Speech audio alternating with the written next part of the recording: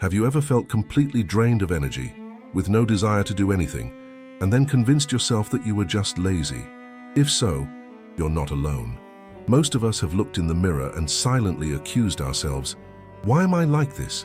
Why can't I just do something?" But what if I told you that the problem isn't your willpower? What if what you call laziness is actually a symptom of something deeper? In this video, we're going to explore a truth that no one has ever told you. You're not lazy, you're just lost, and that changes everything.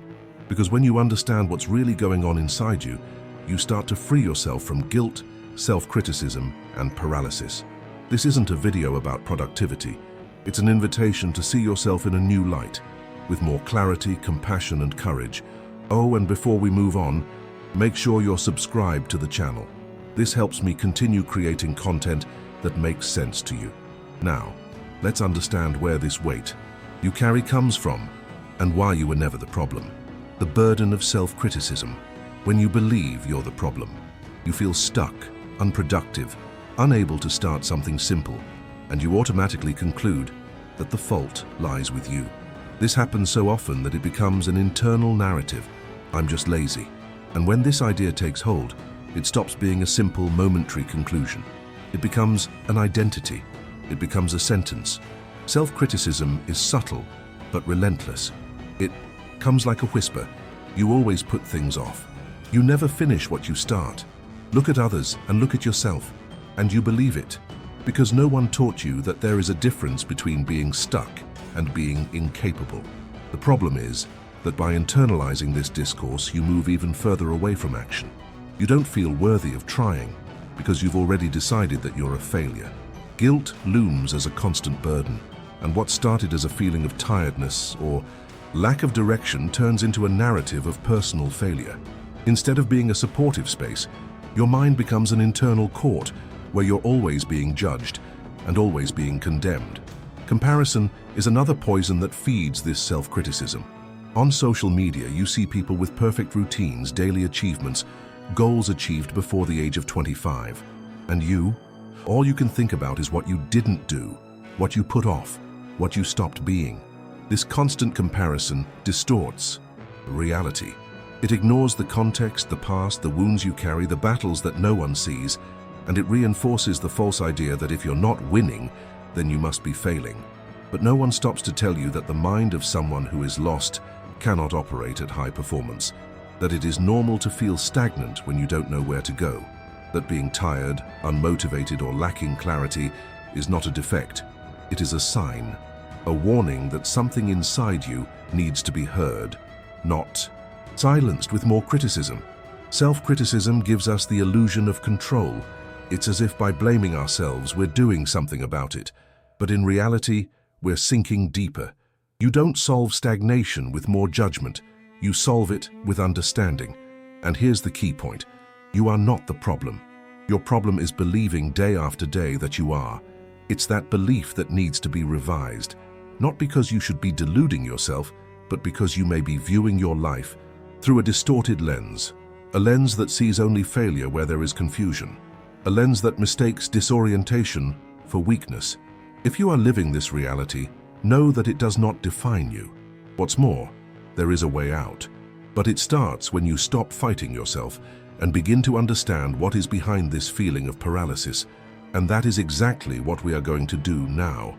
Because before any plan or action, we need to understand the real enemy that is behind this stagnation. The real enemy. Stagnation due to lack of direction. You've spent too long believing that the problem was a lack of willpower, but now it's time to take a closer look. What if the issue is actually a lack of direction? Think about it. Even the best navigators can't get anywhere without a compass. A plane with all the technical resources but no destination will fly in circles until it crashes. The same thing happens with the mind. Without clarity, the mind freezes. Not because of weakness, but because it doesn't know where to apply its energy. And when this happens, it's natural for the body to go into a state of paralysis. This is where the real enemy lies. Not laziness, but mental and emotional disorientation. The feeling of not knowing what to do or why to do it is more exhausting than any physical effort. Because you waste energy thinking, rethinking, blaming yourself and comparing yourself, but you don't get anywhere. That's why you feel tired even though you haven't done anything. That's why the days seem long and at the same time empty, because it's not the action that tires you, it's the confusion. Many people believe that all they need is motivation to change, but motivation without direction is just a spark without fuel. It may shine for a few seconds, but it soon goes out, and then you go back to feeling stuck, powerless, believing that the problem is you, but it's not. The mind needs purpose. It needs direction. It needs a reason to act. When you don't have that, even the simplest tasks seem impossible. Have you ever noticed how hard it is to get out of bed when there's nothing waiting for you? How pointless everything seems when your goals are blurry or absent? And here's the most important detail. Being lost is not something to be ashamed of. It doesn't mean you've failed. It just means you're at a point in your life where you haven't yet found your way clearly. And that's okay, because it's precisely by acknowledging this state that you begin to get out of it. But as long as you insist that the problem is laziness, you'll continue to fight the wrong thing. You'll try to force yourself to act when what you really need is to understand where to go. So the next step on this journey is not to speed up. It's to stop for a moment and observe. Observe what is leaving you without direction, what has disconnected you from yourself, what has made you forget what really matters. In the next few minutes, we're going to take an honest look at how society also influences this feeling of inadequacy, because understanding your surroundings is essential to reclaiming your inner compass. But before you continue, if this content is making you think, like the video. This shows me that I'm on the right path and helps me reach more people who also need to hear this. Let's understand together how this idea of being productive all the time was implemented and why it distanced you from yourself. How society feeds the myth of laziness. Now you've come to understand that feeling stuck isn't always about laziness. It's about feeling lost and directionless. Now we need to look at another key factor that keeps this guilt cycle going. What the world around you has taught you about value, success, and effort. We live in a society that idolizes productivity. From an early age, we learn that our worth is tied to what we do, not who we are. If you're busy, you're respected. If you're tired from overwork, you're admired. But if you take time to rest, reflect, or simply don't produce anything visible, you're labeled as unproductive, or worse, lazy. This type of thinking has become so normalized that many people don't even realize how it affects the way they see themselves. You wake up on a difficult day with no mental energy, and instead of asking yourself, "What am I feeling?" you force yourself to get up with the phrase, "I can't be lazy." And that's not strength, that's pressure disguised as discipline. Social media amplifies this scenario. There, everyone seems to be on the move, starting businesses, waking up at 5 a.m., reading a book a week, traveling and smiling. You rarely see anyone say, "I didn't get anything done today, and that's okay." So you internalize that if you're tired or unproductive, there's something wrong with you. The problem is that this productivity all the time model is inhumane. It ignores the fact that we are cyclical, that we go through phases, that we have emotional slumps, unresolved traumas, and days when just surviving is already a victory. It distances us from listening to ourselves and forces us to live externally, seeking approval, recognition, and constant validation. And that's where the myth of laziness gains strength. It's not something you learn from within. It's something you learn. You've been conditioned to see yourself as lazy whenever you don't produce anything. But production isn't always a sign of health, and pausing isn't always a sign of weakness. Sometimes the true act of courage lies in stopping, in looking at yourself, in reorganizing your roots before continuing. Society won't stop pressuring you, but you can learn not to take that pressure for granted. You can start rebuilding your sense of self-worth, one that's more human, kinder, and more connected to who you really are. And to do this, the first step is to recognize that you don't need to follow the same rhythm as others to have value. Your journey is unique, and understanding that you are lost, not defective, changes everything. Now that you understand the weight of this social construct, it's time to take an even more important step, recognizing that being lost is normal, and it's the beginning of transformation. Recognizing you're lost, the first step to change. Now that you understand that the lazy label was imposed on you by yourself, society, or a combination of the two, you may be starting to see things differently. But there's one step you need to take before any real change can happen. Honestly acknowledging that you're lost. And this is not a sign of failure. It is an act of courage. Admitting that you don't know where to start, that you don't see any point in anything at the moment, that you are disoriented, requires strength. Because the instinct is to deny, to pretend that everything is fine, to keep going around in circles in the hope that, magically, you will find the right path again. But no one finds themselves pretending they are not lost. Maybe you are in that place right now. Maybe you have tried many paths, projects, ideas, and yet you still feel empty. This is not laziness. It is a silent request from your mind and body for reconnection, for meaning, for truth. It's like being in a dark maze and stopping for the first time to say, okay, I don't know where I am anymore. That pause is what allows your eyes to slowly begin to adjust to the darkness. Only then will you be able to find a way out. Recognizing that you are lost also opens up space for compassion. You stop treating yourself as someone who is flawed and start treating yourself as someone who is searching. And this completely changes the relationship you have with your own feelings, with your productivity, with your silences. When you accept that you are lost, you allow yourself to ask questions that you previously avoided. What really matters to me? What am I trying to prove? Who am I trying to please?